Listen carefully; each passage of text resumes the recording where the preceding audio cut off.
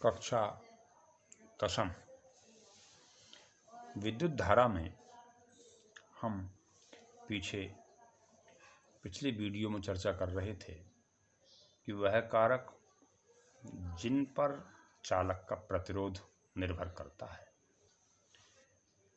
तो इस संदर्भ में आपको 4 चीज़ें बताई गई थीं। एक तो चालक का प्रतिरोध चालक तार की लंबाई पर निर्भर करता है। दूसरे, चालक तार के अनुप्रस्थ काट के क्षेत्रफल पर। तो चालक तार की लंबाई के समानुपाती होता है प्रतिरोध, ये बताया गया था, और उसकी अनुप्रस्थ काट के क्षेत्रफल के व्युत्क्रमानुपाती होता है। तो विशिष्ट प्रतिरोध या प्रतिरोधकता जो हमारा आज का टॉपिक है हमारा विशिष्ट प्रतिरोध या प्रतिरोधकता। ये क्या है? इस को जानने के लिए हमें पिछली उसी जानकारी को रिमाइंड करना होगा कि चालक तार का प्रतिरोध उसकी लंबाई L के अनुक्रमानुपाती तथा उसकी अनुप्रस्थ काट A के व्युत्क्रमानुपाती होता है। गणितीय रूप में R समानुपाती L/A, वहाँ हमने लिखा था R समानुपाती L, R समानुपाती 1/A। अब दोनों को मिला लिया जाए तो हमारी समीकरण ये बनती है कि R समानुपाती L/A। यहाँ समानुपाती नियतांक को हटाने के लिए R बराबर रो इंटू L/A। ये जो रो है इसका अगर मान निकाला जाए, यानी ये हो जाता है R equal to row L/A, तो यहाँ से रो का मान आ जाता है RA/L। ये रो क्या है? ये रो एक नियतांक है जिसका मान चालक तार के पदार्थ पर निर्भर करता है। इसे पदार्थ का विशिष्ट प्रतिरोध या प्रतिरोधकता कहते हैं। तो विशिष्ट प्रतिरोध या प्रतिरोधकता क्या है? रो बराबर RA/L।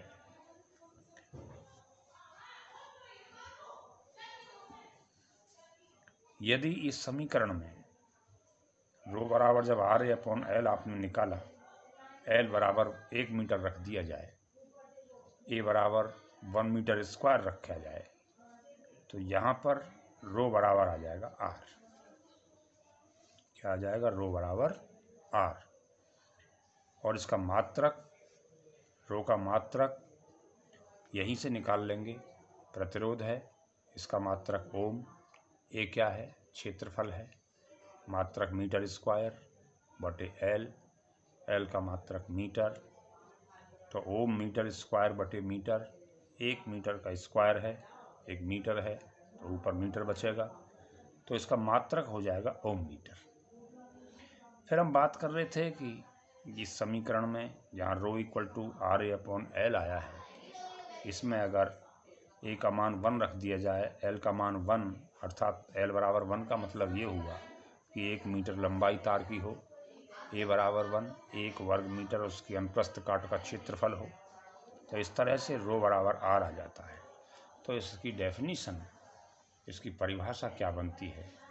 इसकी परिभाषा ये बनती है कि किसी चालक के पदार्थ का विशिष्ट प्रतिरोध या प्रतिरोधकता उस पदार्थ के 1 वर्ग मीटर क्षेत्रफल वाले और 1 मीटर लंबे अनुप्रस्थ तार के विद्युत प्रतिरोध के बराबर होता है। यानी कि 1 मीटर लंबे और 1 वर्ग मीटर अनुप्रस्थ काट के क्षेत्रफल वाले तार के विद्युत प्रतिरोध के बराबर होता है क्या? किसी चालक के पदार्थ का विशिष्ट प्रतिरोध। तो इस तरह से ये ठीक से ध्यान कर लें एक बार, क्योंकि पिछली जो वीडियो में हमने बताया था, ये बताया था कि प्रतिरोध 4 चीज़ों पर डिपेंड करता है। चालक की तार की लंबाई पर, चालक तार के अनुप्रस्थ काट के क्षेत्रफल पर, तार के पदार्थ पर और तार के ताप पर। तो उसमें से 2 चीज़ें हमने पहली उठाई थी, R समानुपाती L, R समानुपाती 1/A, मिलाकर R समानुपाती L/A हो गया। तो R बराबर ρL/A हो जाता है। और इसी से हमने रो का मान निकाला। रो क्या है? विशिष्ट प्रतिरोध, इसको हम कहेंगे। वैसे अपने आप में एक नियत अंक है। परिभाषा: किसी चालक के पदार्थ का विशिष्ट प्रतिरोध उस पदार्थ के 1 मीटर लंबे और 1 वर्ग मीटर अनुप्रस्थ काट के क्षेत्रफल के तार के विद्युत प्रतिरोध के बराबर होता है। अगली चीज ये है प्रतिरोधों का संयोजन। अब प्रतिरोधों का संयोजन किस प्रकार करते हैं, प्रतिरोधों को किस प्रकार से जोड़ते हैं, ये यहाँ ध्यान करने की आवश्यकता है। तो प्रतिरोधों के संयोजन की 2 विधियाँ हैं, 2 प्रकार हैं संयोजन के। पहला श्रेणी क्रम, दूसरा समांतर क्रम। तो श्रेणी क्रम क्या है?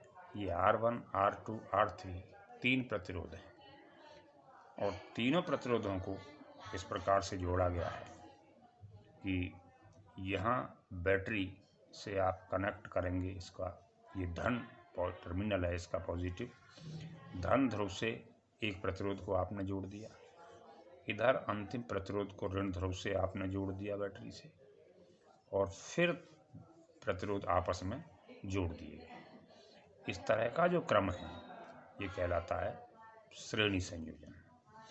एक दूसरा संयोजन है, दूसरा संयोजन ये है कि ये धन टर्मिनल आ गया यहाँ बैटरी का, इधर टर्मिनल ऋण वाला आ गया, पॉजिटिव इधर, नेगेटिव इधर, और प्रत्येक प्रतिरोध से पॉजिटिव और नेगेटिव को जोड़ा जाएगा।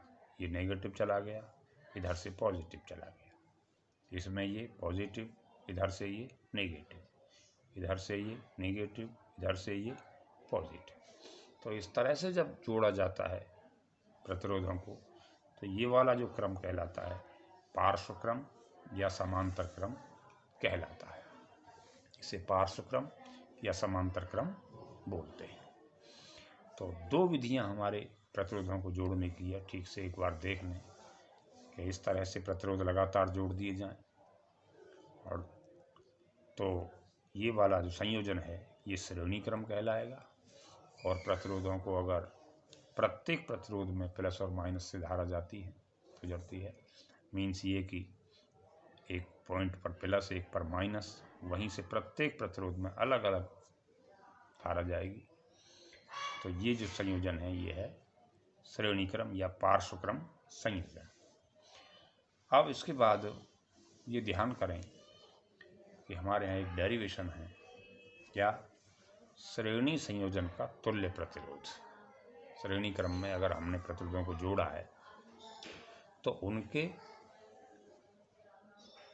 तुलना किसी एक प्रतिरोध से अगर की जाए तो वो कहा जाएगा इसका तुल्य प्रतिरोध। तो जो पहले क्रम की हम बात कर रहे थे उसी क्रम में मान लीजिए बैटरी है, ये धन ध्रुव है, ये ऋण ध्रुव है, और यहाँ से हमने एक प्रतिरोध का एक सिरा जोड़ दिया, नेगेटिव से एक सिरा जोड़ दिया, और बाकी दोनों प्रतिरोध तीनों आपस में इस तरह से जोड़ दिए गए। तो ये श्रेणी क्रम हो गया। इस श्रेणी संयोजन में हम तुल्य प्रतिरोध ज्ञात करेंगे। तो तुल्य प्रतिरोध ज्ञात करने के लिए इसको ज़रा ध्यान से देखेंगे तो यहाँ से धन ध्रुव धारा चलती है, विद्युत धारा हमेशा धन से ऋण की ओर चलती है, धन ध्रुव से यहाँ से धारा चलेगी और ऐसे होती हुई धारा प्रवाहित होती रहेगी। इस परिपथ में धारा प्रवाहित होती रहेगी। तो इस प्रकार से इस संयोजन में धारा के लिए केवल एक ही मार्ग रहता है, धारा के लिए केवल एक ही मार्ग रहता है, अर्थात सभी प्रतिरोधों में धारा का मान समान रहता है। जब धारा का मान समान रहता है तो इन प्रतिरोधों के सिरों के बीच विभवांतर अलग अलग होंगे, विभवांतर अलग अलग होंगे। तो इनके बीच विभवांतर क्रम से हमने V1, V2 और V3 ले लिए। इनके बीच विभवांतर V1, V2 और V3 हैं। तो ओम के नियम से मैंने बताया था कि V बराबर IR होता है ओम का नियम। तो V1 बराबर IR1, I तो सब में एक सा रहेगा, और V2 बराबर हो जाएगा, V1 बराबर यहाँ से IR1 और V2 बराबर हो जाएगा IR2 और V3 बराबर हो जाएगा IR3। अब मान लिया कि V1, V2 और V3 हैं आपके सरों के बीच विभवांतर। अब बैटरी का विभवांतर अगर V लिया जाए, बैटरी का विभवांतर अगर V मान लिया जाए तो V बराबर होगा V1 plus V2 plus V3। अब V1 का मान वहाँ से IR1, ये IR2, ये IR3, I यहाँ से common R1 plus R2 plus R3। अब R1, R2 और R3 का तुल्य प्रतिरोध R है मान लीजिए। तो ओम के नियम से क्या हो जाएगा, V बराबर IR। अब ये IR के बराबर ये वाला रख देंगे, तो IR बराबर I, तब IR बराबर I into R1 plus R2 plus R3। यहाँ से I से I कैंसिल हो जाएगा, तो R बराबर हो जाएगा R1 plus R2 plus R3।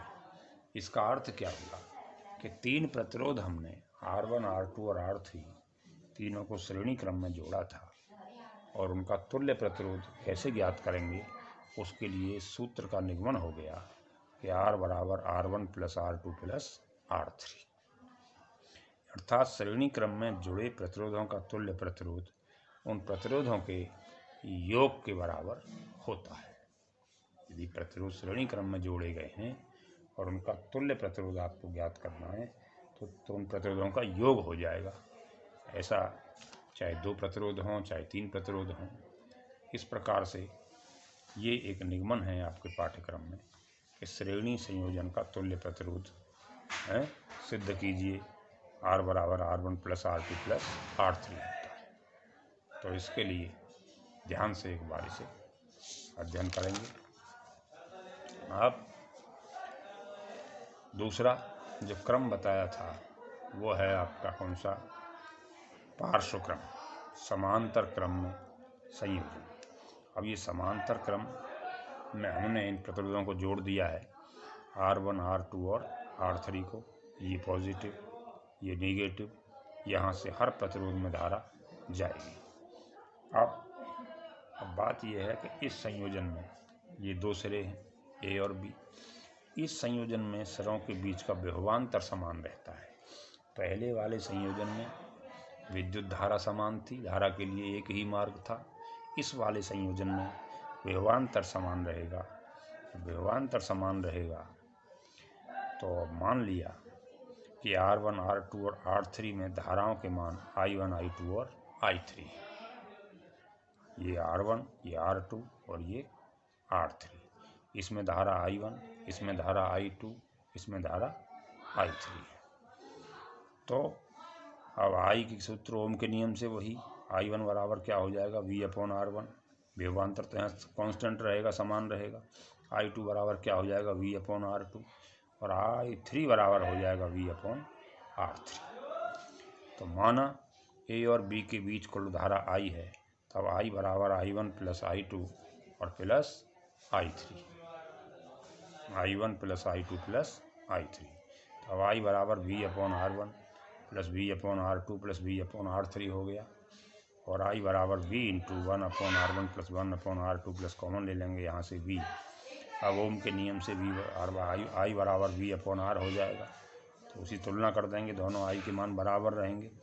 तो V अपॉन R बराबर V into 1 upon R1 plus 1 upon R2 plus 1 upon R3।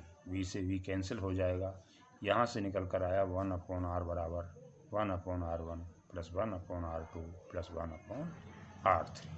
अर्थात समांतर क्रम में जुड़े प्रतिरोधों का तुल्य प्रतिरोध उनके व्युत्क्रम यानी कि समांतर क्रम में जुड़े प्रतिरोधों का तुल्य प्रतिरोधों का व्युत्क्रम, तुल्य प्रतिरोध का व्युत्क्रम उन प्रतिरोधों के व्युत्क्रम के योग के बराबर होता है। यानी तुल्य प्रतिरोध का व्युत्क्रम उनके व्युत्क्रमों के योग के बराबर होता है। तो दो सूत्रों का हम ध्यान करें। यदि श्रेणी क्रम में प्रतिरोधों को जोड़ा गया है तो R बराबर R1 plus R2 plus R3। यदि समांतर क्रम में जोड़ा गया है तो 1/R बराबर 1/R1 plus 1/R2 plus 1/R3। आइए न्यूमेरिकल एग्जाम्पल लेकर बात को समझते हैं। एक उदाहरण ले लिया हमने, क्या 2 ओम 3 ओम और 4 ओम के हमारे पास प्रतिरोध हैं 3। इन प्रतिरोधों को श्रेणी क्रम में जोड़ा गया है। तो इस संयोजन का तुल्य प्रतिरोध ज्ञात कीजिए। तो तुल्य प्रतिरोध ज्ञात करेंगे संयोजन का, तो सूत्र लगा देंगे R बराबर R1 plus R2 plus R3। तो R बराबर हो जाएगा 2 प्लस 3 प्लस 4, 2 और 3 5 और 4 9 ओम इसका तुल्य प्रतिरोध है। दूसरा उदाहरण ली छोटा सा ऐसा ही मामूली सा, क्या कि 2 ओम 3 ओम और 4 ओम के वही 3 प्रतिरोध हैं और यदि उन्हें समांतर क्रम में यानी पार्श्व क्रम में जोड़ा जाए तब तुल्य प्रतिरोध क्या होगा। तब वही सूत्र पार्श्व क्रम वाला समांतर क्रम वाला कि 1/R बराबर 1/R1 plus 1/R2 plus 1/R3। तो 1/R equal to 1/2 plus 1/3 plus 1/4, LCM 12 आ गया, जोड़ देंगे इसको तो ये आ जाएगा 1/R इक्वल टू 13/12। तो R बराबर 12/13 ओम। 12/13 ओम का मतलब है 1 से भी कम आ गया। तो इनमें से छोटा भी प्रतिरोध अगर मान लो हम 2 ओम का है हमारा, तो इससे भी कम मान प्राप्त होता है। तो प्रतिरोध जो है कम हो जाता है, पार्श्व क्रम में प्रतिरोध कम हो जाता है। इसीलिए घरों की वायरिंग में हम पार्श्व क्रम का ही इस्तेमाल करते हैं। ये चीज़ आप ध्यान से देखेंगे और बाकी अगले वीडियो में आपको आंकिक प्रश्न बताए जाएंगे और कुछ विद्युत धारा के अब तक हम प्रभाव पढ़ रहे हैं ये। तो विद्युत धारा के जो प्रभाव होते हैं वो ऊष्मीय प्रभाव है, विद्युत धारा का चुंबकीय प्रभाव है, ये प्रभाव है विद्युत धारा के।